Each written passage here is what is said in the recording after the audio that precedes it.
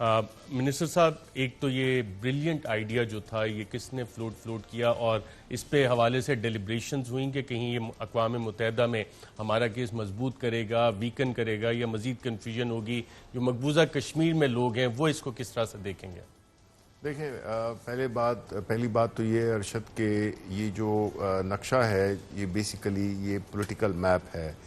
Political map इससे पहले भी एडमिनिस्ट्रेटिव मैप्स आते रहे हैं, लेकिन इस मैप का जो आजकल के दौर में इसका होना इसलिए ये बड़ा अहम है क्योंकि जिस तरह के पिछले साल एक तो ये है कि 1 साल मुकम्मल हो रहा है इंडिया के उस गासिबाना कब्ज़े का जो कि पिछले साल अगस्त में हुआ था।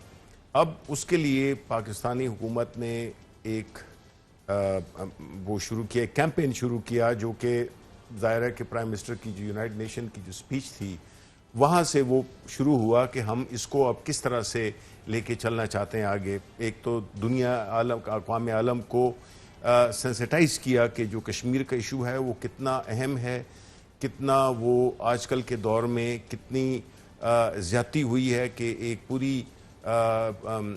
उसको पूरे कश्मीर को एक ओपन जेल करार दे दिया गया है। उन पे जो मज़ालिम ढाले गए, जो रेप हुए, जो बच्चों पे गोलियां चलाई गईं, बूढ़ों को, सब जो है ना जो भी ज़्यादतियाँ हो सकती हैं किसी भी आजकल के दौर में उनको हाईलाइट किया। उसके बाद हमने देखें जब इस किस्म के वाक़यात होते हैं तो कुछ लोग तो ये कहते हैं, एक तरीका तो ये है कि जी आप उठ के जंग करें।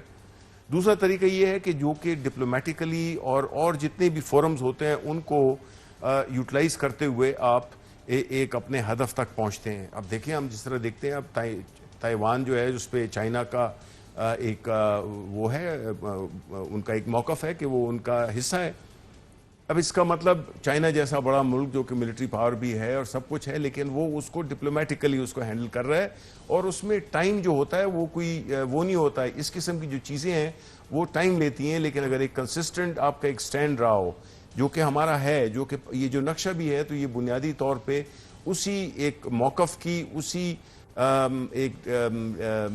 एक फॉरेन पॉलिसी के एक ऑब्जेक्टिव के लिए ये नक्शा उसको क्या करता है कि बेसिकली जो भी डिस्प्यूटेड टेरिटरी जिस तरह के हमारे उसमें हुआ, ये जब इंडिया ने ये किया तो हमारा बनता है, मौक़िफ़ बनता है कि हम दुनिया को बताएं कि ये जो एरियाज़ हैं और लोग ये समझ रहे हैं कि ये हमने इसको कागज़ पे हमने पूरा कब्ज़े में ले लिया है। ये ऐसी बात नहीं है। अगर आप उस नक्शे को देखें जो कि ज़ाहिर है कि अभी सब में डिस्ट्रीब्यूट होगा, हर फोरम पे अवेलेबल होगा, चला भी दीजिएगा स्क्रीन पे। तो उसमें जो है तो ये जो एरियाज जो कि हमने ग्रीन इसमें शो किए हैं ये वो हैं जिस पे कि हम समझते हैं कि इन पे ये डिस्प्यूटेड टेरिटरीज हैं। जिस तरह की इंडिया ने तो बिल्कुल उसको वो कर दिया ना, एक इलीगल उसकी एनेक्सेशन की। तो हमारा मकसद ये है कि हम उसमें सारे उस एरिया कश्मीर को, गिलगित बल्तिस्तान को हम हाईलाइट करें कि ये वाले जो एरियाज हैं जिधर डिस्प्यूटेड है उसमें हमने लिखा हुआ है डिस्प्यूटेड टेरिटरीज हैं। ये हमने ये नहीं लिखा कि हमने ये बस पाकिस्तान का हिस्सा बन गया है। हमने अक़वाम को जो भी चाहे वो इंडिया से ताल्लुक़ रखते हैं, कश्मीर से, पाकिस्तान, दुनिया में, उनको हमने यही बताया कि ये जो इंडिया ने किया है ये एक disputed territory and this is yet to be resolve.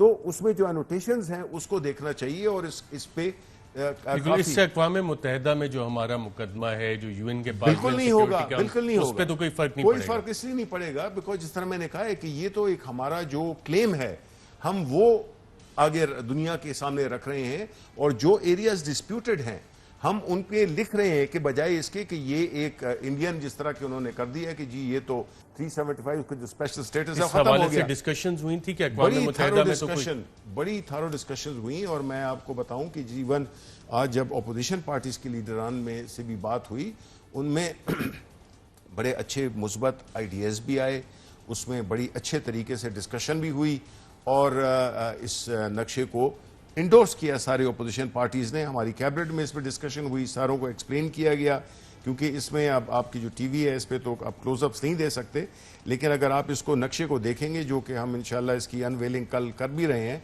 और ये हर उस पाकिस्तानी स्कूल्स में, हमारे मैगजीन में ये हमारा ऑफिशियल मैप होगा जिससे कि हमारी जो भी पाकिस्तानी और कश्मीरी अवाम की जो भी हमारी जो एक बड़े तारीख है जो हमारा मौक़िफ़ रहा है ये उसकी अक्कासी करता है बुनियादी तौर पे। मोहम्मद जुबैर साहब, आप किस तरह से आज के इस इकदाम को देख रहे हैं जिस पे वजीर आजम ने वफाकी काबीना को मुबारकबाद भी दी? यूएन का, चाइना का कॉन्स्टिट्यूशनल चेंजेस प्लेबिसाइट। देखें, पहली बात तो ये कि यूनाइटेड नेशन का जहाँ तक ताल्लुक है तो वो नक्शे, ये कोई वो नहीं है कि आप एक घर का नक्शा बना रहे हैं और आपने सीडीए में जमा कराना है तो उन्होंने अप्रूव करना है, ये ऐसी बात नहीं है।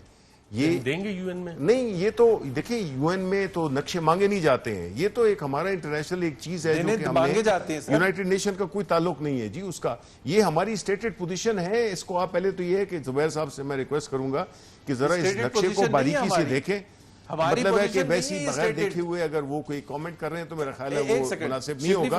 ये एक बड़ा अहम इशू है ना, ये एक बड़ा अहम इशू है, ये नेशनल इशू है, ये किसी मुझे सिर्फ बता दें कि श्रीनगर हमारे कब था स्टेटेड पोजीशन की हमारे मुल्क का हिस्सा होगा? जुबैर, ये मैं सिर्फ पूछ रहा हूं इशू है आपसे, इसलिए इस पे जो है बगैर इसकी को समझे हुए आप नहीं करें। यूनाइटेड नेशन का कोई नहीं होगा। दूसरा इन्होंने बात की कि जी ये बाकी देखिए नेपाल ने भी ये किया है, पॉलिटिकल मैथ से इंडिया ने भी किया है, हमने भी किया है। ये बेसिकली आपका राइट बनता है जी, इसमें कॉन्स्टिट्यूशनल चेंजेस की कोई बात नहीं है। ये आपका एक सॉवरन राइट है कि जो भी आपकी जो पोजीशन है अपने मुल्क के और अपने टेरिटोरियल इंटेग्रिटी के बारे में या एक टेरिटरी के बारे में, उस पर आपका जो क्लेम है, आप अगर उसको गौर से देखें तो हमने किसी भी इंटरनेशनल उसको हमने लाइन ऑफ कंट्रोल को या वर्किंग बाउंड्री को उसको हमने ऑल्टर नहीं किया है। हमने ये भी किया है कि साथ में जो फाटा अर्सवाइल फाटा था उसको भी हमने पाकिस्तान में अब मर्ज हो गया है वो, और हमारा अफगानिस्तान के साथ भी बॉर्डर क्लियर हो गया है। जहां तक चाइना का ताल्लुक है, बिल्कुल चाइना को ऑन बोर्ड लिया गया है, बिकॉज कुछ हमारी ऐसी टेरिटरीज थी जो कि चाइना के साथ भी मिलती थी और वो भी उनके साथ कंसल्टेशंस हुई हैं। उसके बाद इस चीज को हमने फाइनलाइज किया। हम मतलब है कि इतने चाइनीज एग्री करते हैं हमारे साथ इन बाउंड्री। जुबैर साहब, मैं एक मिनट आता हूं आपकी। चाइनीज एग्री करते हैं इन बाउंड्रीज पे और फॉरेन मिनिस्टर शाह महमूद कुरैशी साहब अगले आने वाले दिनों में चीन जाएंगे, जी ये भी फैसला हुआ है? बिल्कुल, ये भी फैसला हुआ है, क्योंकि जी देखें, जो specially in the context of जब लद्दाख का जब ये इशू हुआ है तो उसमें हमारा जाहिर है कि चाइना को ऑन बोर्ड लेना बड़ा जरूरी था, और चाइना ने भी लद्दाख की सिचुएशन में हमारी पोजीशन को अंडरस्टैंड किया है और उनकी और हमारी जो पोजीशन है वो कोइंसाइड करती है। तो ड्यू डेलिब्रेशंस हुई हैं at the national level, her military level पे, सिविलियन लेवल पे, एक्सपर्ट लेवल पे, डिप्लोमेट्स के लेवल पे जो कंसर्न पार्टीज थी उनके साथ हमने, स्पेशली चाइना, उनके साथ किए, जिसमें कि हमने बुनियादी तौर पे जो अपना क्लेम है वो हमने जाहिर किया है कि ये हमारा क्लेम है। एंड उसमें हमने ये साथ में एनोटेशंस भी दी हुई हैं, उसमें बड़ा क्लियर लिखा हुआ है कि जी ये एरियाज डिस्प्यूटेड हैं और ये पाकिस्तान समझता है कि ये उनका वो बनता है, ये हमारा राइट है, क्यों नहीं हम अपना एक उसको क्यों उसमें रखें, छुपा के रखें। ये एक हमारा हमेशा मौकफ रहा है और हमने ये नहीं कहा है कि प्लेबिसाइट, बिल्कुल उसमें रहा है कि हमारा तो बेसिक, इसमें मैं एग्री करता हूं कि जो हमारा बेसिक जो मौकफ रहा है कि वहां पे यूनाइटेड नेशंस की जो भी करारदादें हैं उन पे अमल होना चाहिए, जिसमें कि प्लेबिसाइट ऑब्वियसली सबसे अहम वो है। और ये तो मैं जस्ट लास्ट कमेंट, देखिए इसमें आपको ये भी समझना होगा कि देखिए जब ये पाकिस्तान का जो और इंडिया की जो डिवीजन हुआ था वो इसी बुनियाद पे हुआ था, एक ही प्रिंसिपल था, वो ये क्या था कि जो मुस्लिम मेजॉरिटी एरियाज होंगे वो पाकिस्तान को जाएंगे और जो हिंदू मेजॉरिटी होगी। कश्मीर मेजॉरिटी था मुसलमानों का, लेकिन उसको उन्होंने उस वक्त के उसके खुश करने के लिए उन्होंने ये 370 का एक स्पेशल स्टेटस दे दिया।